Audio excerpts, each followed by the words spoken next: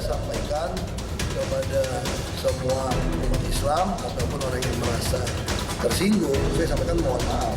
Tidak ada maksud saya meninggikan agama Islam atau Al-Quran.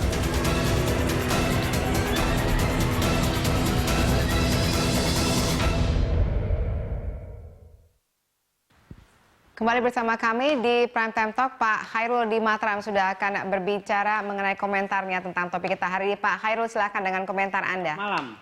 Selamat Mas malam. Dori dan Mas Nusron. Jadi begini, kita sedih. Kok isu SARA itu urusan-urusan yang sudah lama kita tinggalkan, kok masih dijadikan alat untuk memenangkan pemilu kada di Jakarta khususnya. Kita sering lihat para politikus bicara soal Bhinneka Tunggal Ika, bicara soal ini, tapi dalam praktiknya jauh dari itu. Kan menyedihkan. Yang kedua, sebagai saya dosen, kami mengajar masalah PKN, masalah Pancasila, berbusa-busa mulut kami agar isu SARA, nilai-nilai Pancasila harus kita junjung dalam kehidupan berbangsa ini.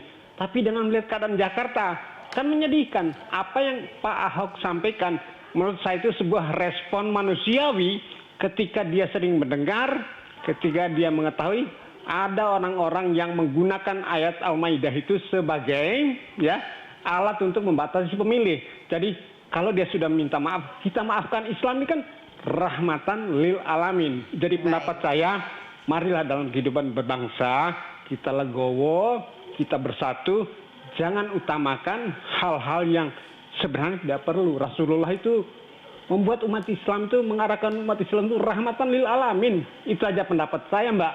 Baik, terima kasih Pak Khairul dari Mataram sudah bergabung bersama kami hari ini. Silakan Pak, mau ditanggapi Pak Wudari? Saya melihat begini, pernyataan Pak Khairul itu penting ya, karena beliau guru. Kita harus guru PKN ya, guru PMP lah kalau dulu itu. Jadi kita harus empati kepada orang-orang seperti Pak Khairul.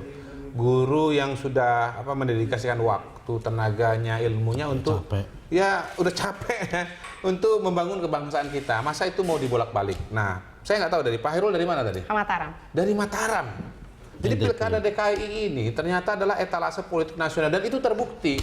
Apa yang terjadi di DKI itu siarannya, beritanya, informasinya itu sampai ke seluruh Indonesia. Jadi apa yang terjadi di Jakarta adalah pelajaran politik ya.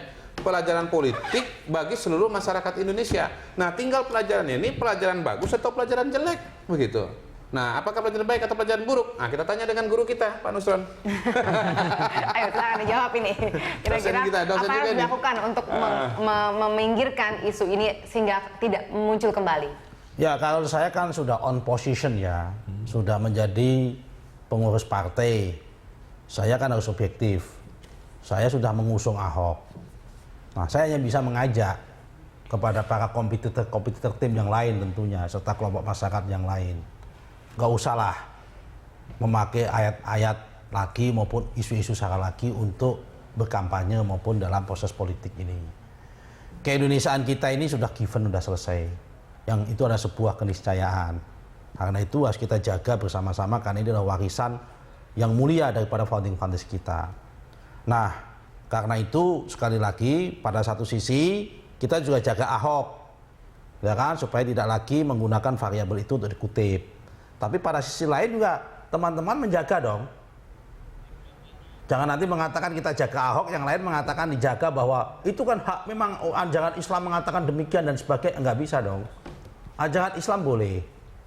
Anda yakini silahkan, tapi jangan Anda digunakan untuk alat kampanye untuk meyakinkan orang di dalam ranah publik, di dalam panggung publik, dalam konteks kenegaraan. Pilkada ini kan bukan dalam rangka kita memilih rumah tangga, memilih negara. Kalau itu urusan Anda memilih pemimpin rumah tangga dengan menggunakan variabel itu silakan, itu hak. Tapi kalau ini menyangkut masalah negara, tidak boleh dong dengan menggunakan jargon-jargon itu sebagai alat kampanye. Iya.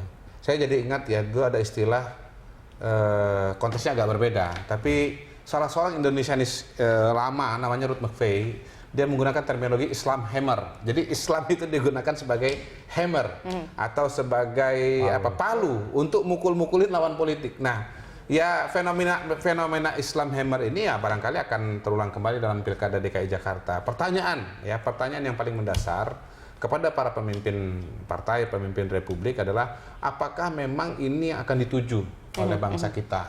Nah, kalau memang bukan ke sana, ya jangan. Tapi kalau memang mau ke sana, ya kita jadi tahu sebetulnya pemimpin ini seperti apa, dikaitkan dengan konstitusi kita. Sekali lagi saya ingin mengatakan pilkada DKI is the test of our nation. Pertanyaan adalah kita lulus atau tidak, kita tunggu sampai dengan bulan Februari 2017. Pak Nusron, terakhir sebelum kita tutup, tesnya lulus nggak nih kira-kira kita? Harus lulus, harus lulus, tidak ada pilihan lain. Ini kalau kita lolos di panggung ini, ya kan, kita berarti lolos akan menjaga keindonesiaan lebih luas. Saya sebagai timnya Ahok tidak pernah mempersoalkan kok. Orang itu tidak memilih Ahok juga nggak masalah, itu hak kok. Namanya pemilu, pemilihan umum, ada yang pilih, ada setengah, ada yang tidak. Tetapi kalau tidak memilih Ahok, jangan atas dasar didasari pada pilihan saranya itu, agama dan itunya. Nah, yang kedua yang ingin saya sampaikan dalam pelajaran ini adalah kita sama-sama sudah semua elit menuntut supaya Ahok itu minta maaf, dan Ahok sudah penuhi.